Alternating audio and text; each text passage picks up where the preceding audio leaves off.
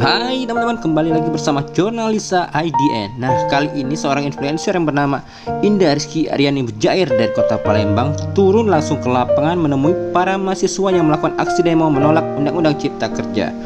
Nah, seperti apa videonya? Yuk teman-teman, kita tonton. Cul!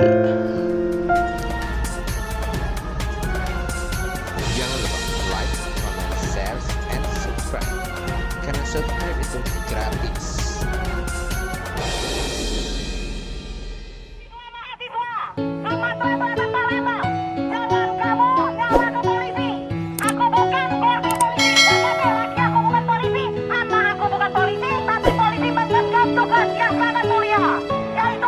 Menjaga ketentraman masyarakat Republik Indonesia.